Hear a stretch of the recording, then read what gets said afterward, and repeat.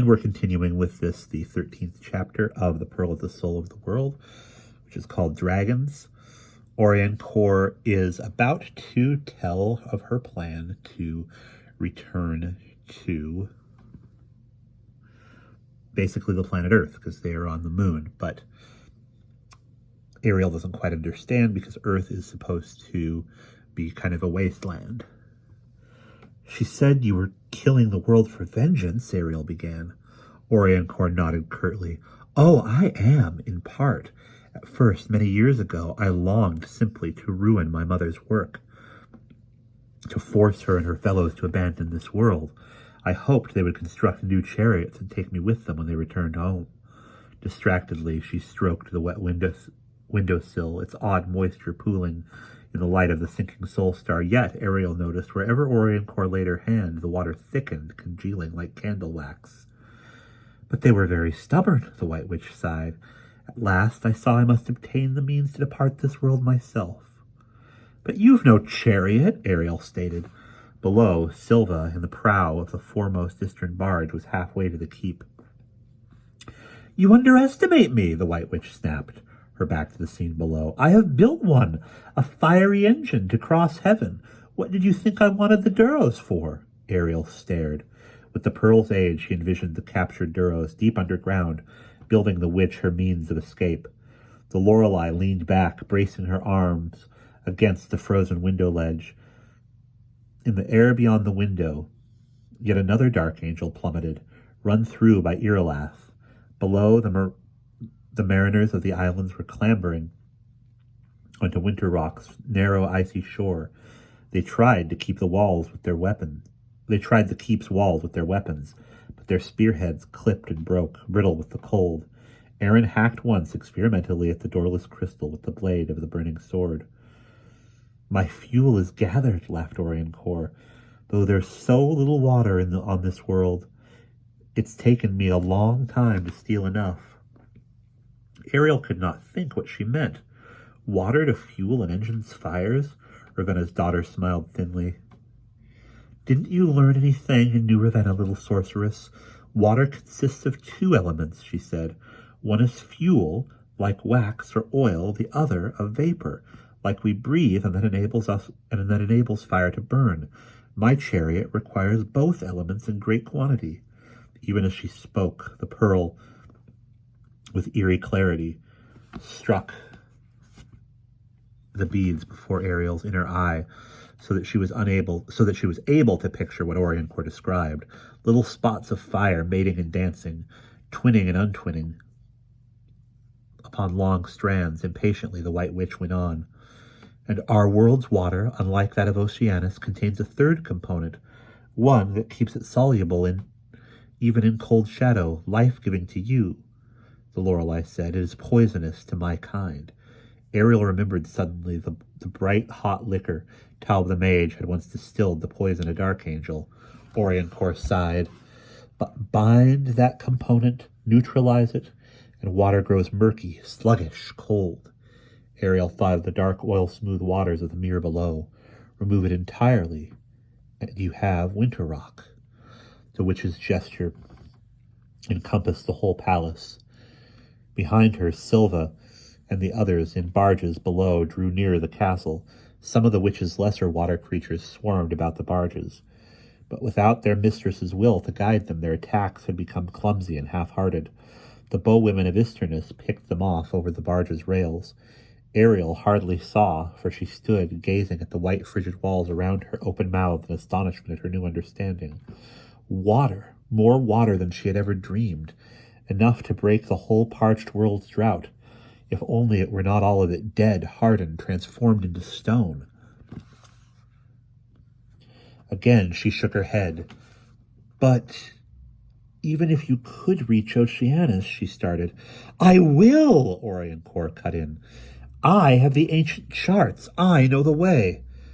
But you'll be crushed, Ariel exclaimed, torn apart. No creature born here can bear the weight of that world. Oriancourt sneered.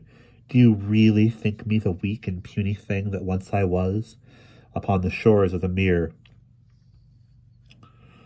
Horathoto, leading her Ma'ambai and the other desert tribes, Saber and her mounted bandits, Irilaf's eldest and youngest brothers, Nar and Haddon and her own brother, Rashka, were making short work of the foe. Above, Irilaf and the rest of his brothers closed in on the two remaining Ikari. Calmly the White Witch eyed her. The gravity of Oceanus might pull you to bits, little mortal, but I have found a way to fortify myself against that ancient tide. Ariel frowned, trying desperately to understand. The Lorelei smiled, a wicked, piercing smile. Suddenly, sickeningly, Ariel knew what she would say. Souls, the White Witch murmured, speaking the word as though it were delicious to her. Souls to feed me and make me strong. That is all I require now. Many sweet, struggling souls. I haven't had nearly enough of them yet.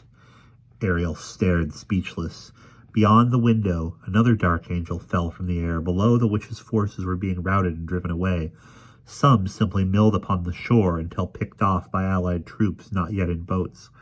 The White Witch stood laughing at her, staring into those cold green eyes. Ariel felt a sudden horrifying suspicion grip her like a vice. It had all been too easy. The witch knew, she had known all along. Deliberately, Oriancourt turned back to the casement's view and sighed. A fine slaughter. Shaking, Ariel gazed down at the battlefield, expecting to see the Lorelei's forces regathered in an instant to attack. Yet her monstrous crew remained in utter rout. Only isolated bands of resistors still fought directly below. Aaron, with broad sweeps of the burning sword, attacked the doorless palace. Its crystal hissed and vaporized at the bright blade's touch. You don't... Ariel stammered, mystified. You don't seem to care.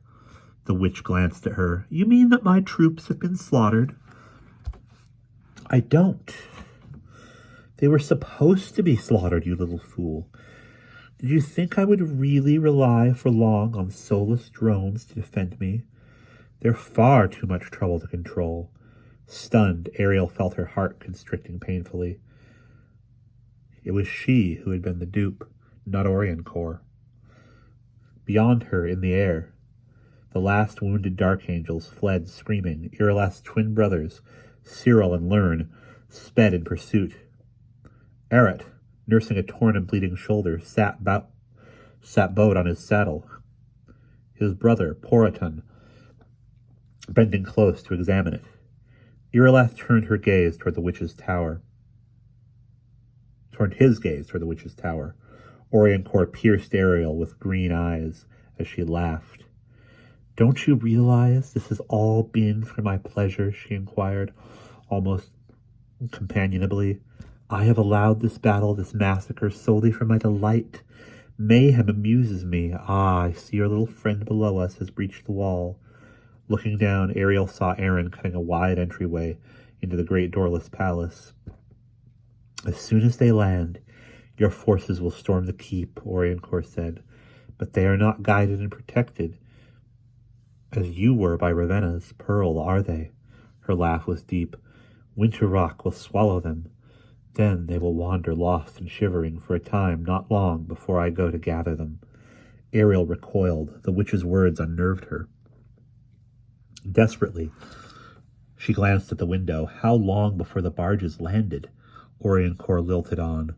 Some of them will die before I reach them, which will be a pity, a great waste of souls, but I will have enough. Only the best and the bravest, the hardiest and most fearless of your people will survive long enough for me to sip their lives away. Ariel bit her lip, panicked. She had to find a way to stop the witch before Silva and her followers reached the keep. Far below, Aaron and Penderlawn paced, impatient for the barges. The dark islanders patrolled the thin, icy ledge, driving off the witch's creatures that occasionally surfaced. Ariel's thoughts spun. Even if she shouted from the tower, her voice would never be heard above the din of battle, and yet she must warn them. She felt the warmth of the pearl upon her brow brighten suddenly. All at once she remembered, of course, she could speak to Aaron through the burning sword. Ariel shut her eyes, ignoring all distraction. She willed herself to make contact, to merge once more with the flame of the blade. A moment later she felt a familiar disorientation, sensed herself being drawn into the sword. Her substance drained. Erin's face loomed before her, half an arm's reach away. She felt the motion of the dark girl's stride. "Ariel!" her friend gasped, halting. "Where are you?" she cried. "It's been nearly a day-month." "Above you in the tower," Ariel whispered urgently. "Listen, fly for your lives. The castle's a trap. Don't enter." An open hand blow knocked her flat. "Silence, not another word, you stupid girl!" Oriancourt snarled. Half stunned, Ariel moaned and blinked back tears. Her cheeks stung, numb with cold. The bone of her jaw smarted. Her neck felt wrenched. The White Witch stood over her. "Did you think I would let you alert them?" she grated. "You are here because it amuses me to let you watch. You will not be allowed to interfere." Poised, Ravenna's daughter glared down, her green eyes merciless. In another moment, Ariel was sure she would stoop and throttle her. Beyond her captor, the casement held nothing but distant dark angels, the open sky. But through the pearl's link to the sword, Ariel glimpsed the dark girl's startled look, then saw her turn, crying out to the approaching barges, gesturing them frantically away. Ariel fought to keep relief and triumph from lighting her face for the witch to read. "I will have my souls," Oriancourt growled, plainly unaware of what was occurring below. "The very finest, the most alive, shall make me strong for my journey across heaven." Ariel felt the sword link flicker. She let it die.